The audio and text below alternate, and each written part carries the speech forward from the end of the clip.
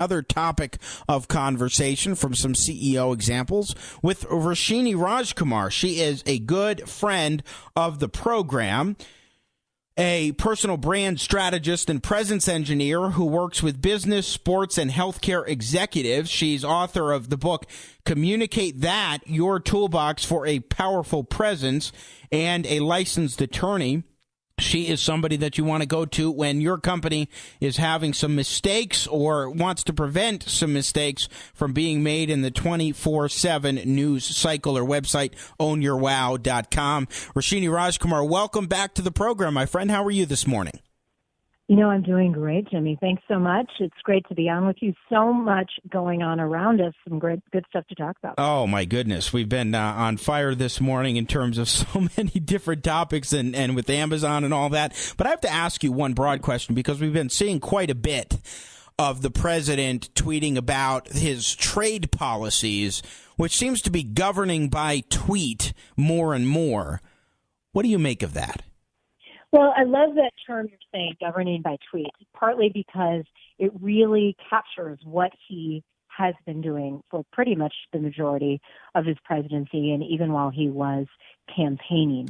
It is not a good way to go. There are so many layers that we want, not bureaucracy, but layers of discernment that we want our leaders to go through. And some of that has to happen behind closed doors, first and foremost, with your expert advisors, as well as maybe reaching out to various states where certain activities or certain laws are going to really hit, other different federal bodies, to really understand what are the repercussions of any law or any executive branch policy that gets out there.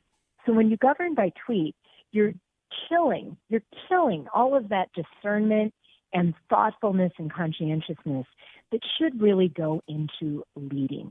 And that is a big problem that I have with this whole Twitter thing.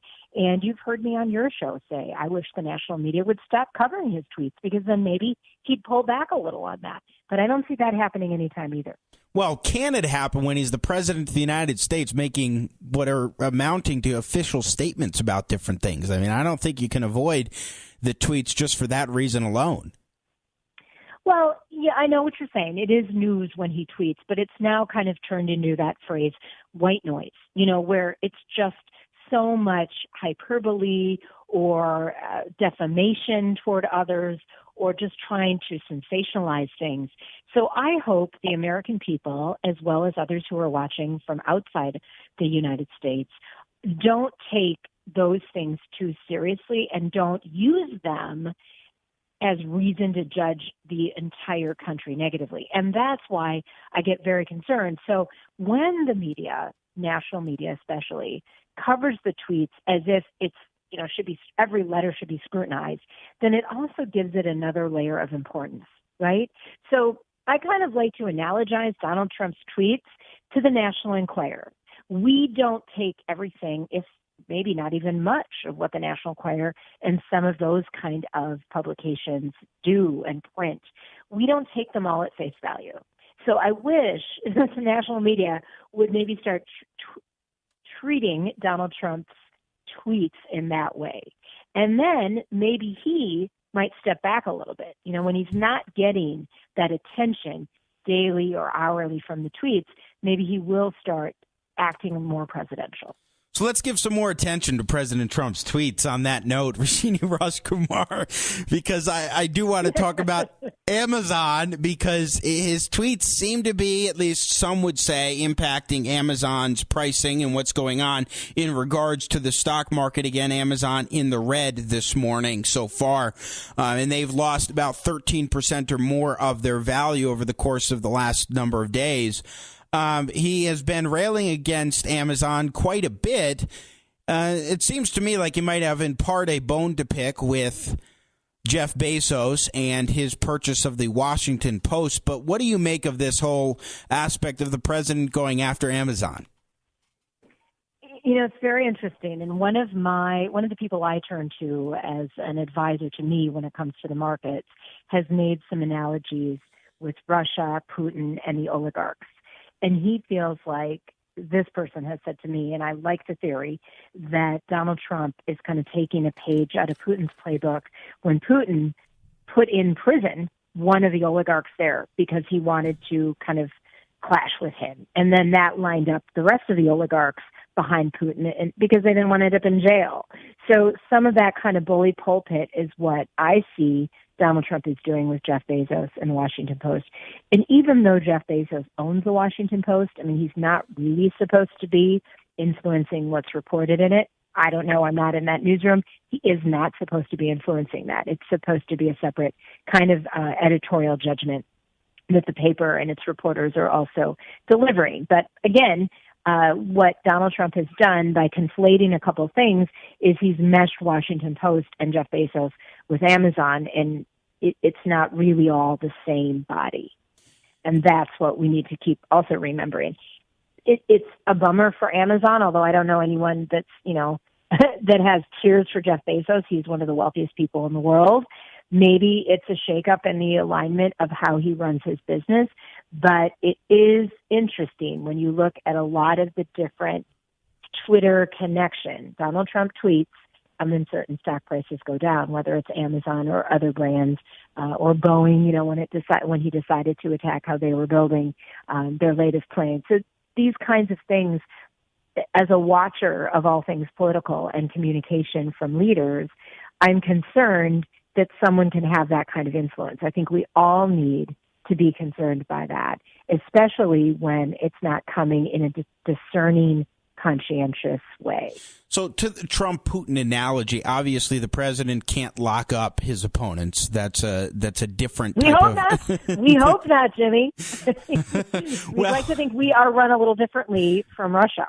But, we do have a lot of power, a lot of money in the hands of a few, and that's getting more and more that way in our country. Well, I'm not too worried about Jeff Bezos being locked up because of because of the Washington Post or reporters there. But your point is well taken that he's trying to exert his influence on these individuals, on these companies. Piece of it, the tax piece of it. That's what would then perhaps incite some investigation and crimes or accusations, that kind of thing. Yeah, well, he's mistaken on all of these different points in regards to Amazon, I would have to say. But what lessons can be learned from this when, let's say, for example, if you're a company and you have somebody who's a powerful person going after your small business for one way or one reason or another, what do you do to handle that? Well, the truth and transparency are always your friends. So even though that is a stressful time for you as a business owner or business person or even an employee in a company, if you can be ethical and continue to be transparent and honest, you ultimately, I've got to believe honesty will win the day. It doesn't mean we can avoid some of the pitfalls and some of the icky feeling that accusations and crises can bring. But the more and more you can be transparent and not be defensive, and stay very true and authentic to your brand, the better off you are. And that will always be my advice to leaders. Yeah, the authenticity piece we've talked about many times. It's so important because people really resonate with and gravitate towards authenticity. But obviously, those are the styles with which you should approach it. What are the methods? I mean, is it taking to local media, putting out press releases? Is it going to Twitter? Is it posting on Facebook, creating a video? What kind of methods should people be considering if they're in that type of a spot?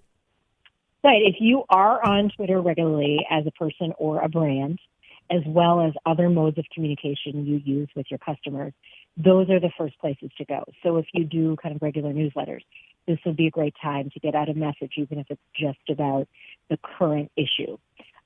Get the tweet out, get the words out, the message you want out, and really use all forms of communication you have at you. You have at your disposal. If you are comfortable with mainstream media or other media, and you believe that going on TV or maybe even recording a radio ad, to clarify something, there are a lot of different ways you can go. My recommendation is to always get some advice on that. Make sure you're strategizing it first. But you don't always have a lot of time. You don't always have the luxury of time. So the first and foremost place is to go to your normal communication channels so that the people who are consuming you regularly or seeing your messaging on a regular basis, get the response as quickly as possible. And then they might be retweeting and they might become instant brand ambassadors for you because you have been open and honest from the get-go. Any other thoughts on Amazon and any lessons that can be learned from this whole situation?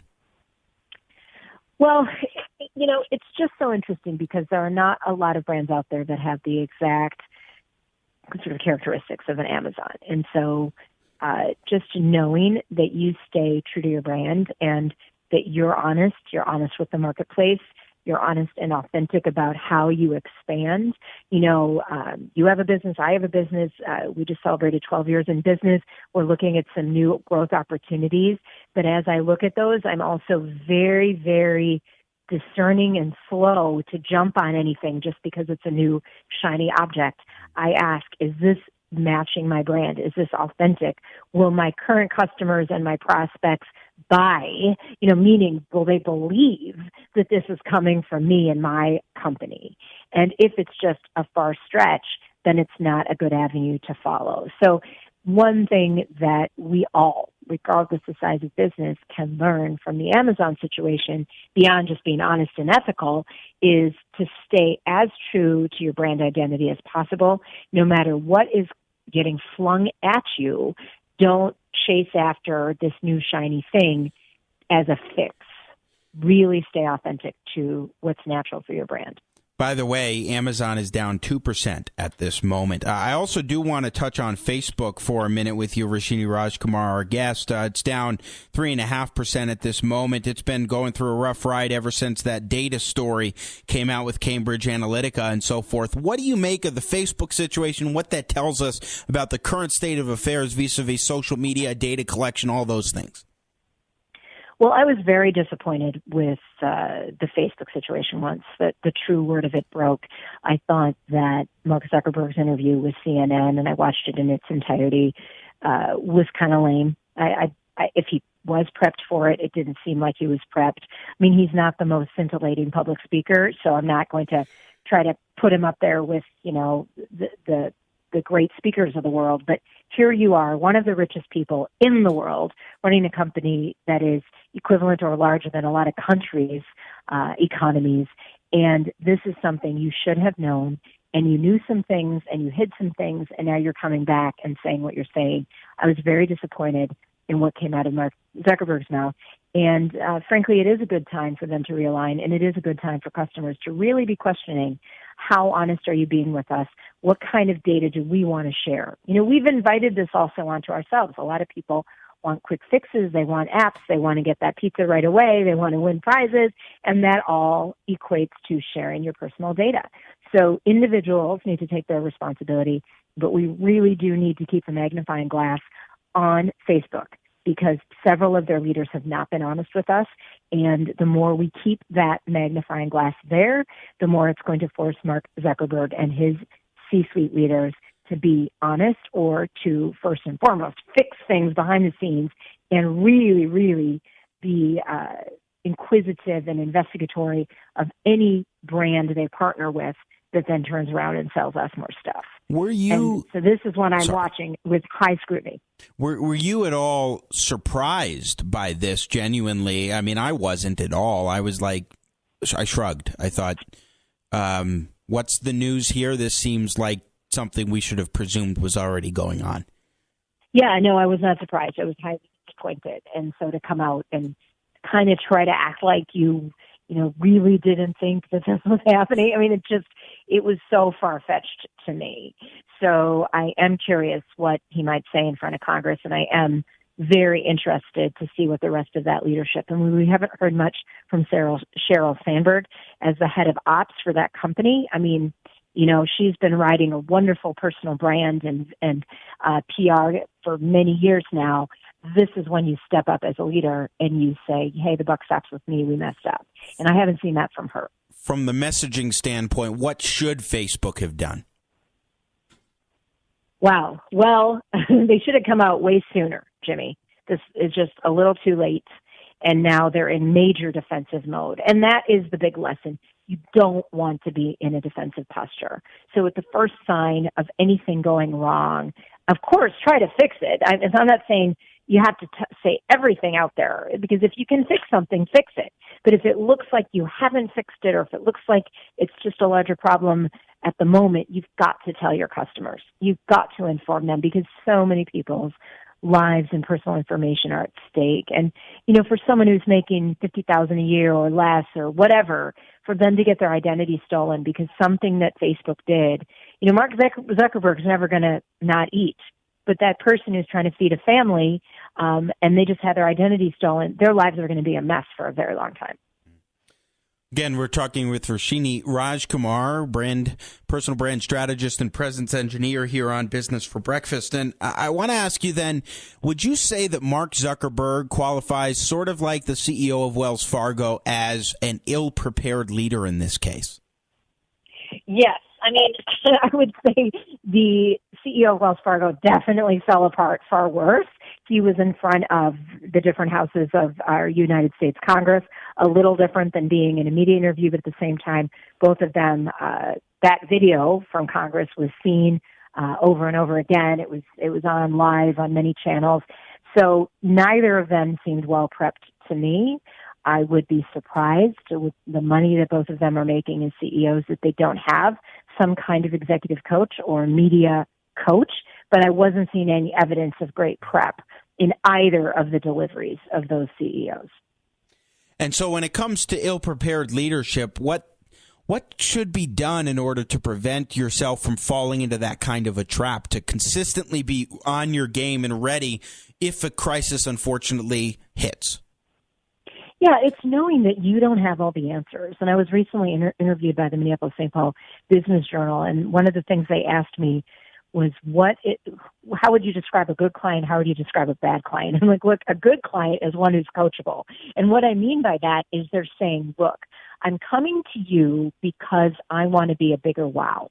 I've already established what I've established, but I'm understanding that I don't know every nuance when it comes to being in front of the media or presenting, a keynote to 5,000 people. So I'm coming to you for the help to be more polished, to understand how I might need to pivot.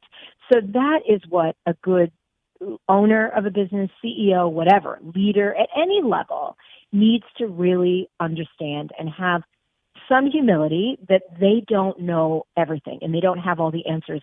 And it is okay if they need a coach for a quick duration, a quick intensive period, or over a longer period to really keep them polished and keep their brand aware. And it's not really a luxury, Jimmy. Some people think it is. Oh, I can't afford that, or I don't need that. I'll do it yourself and read a book about it.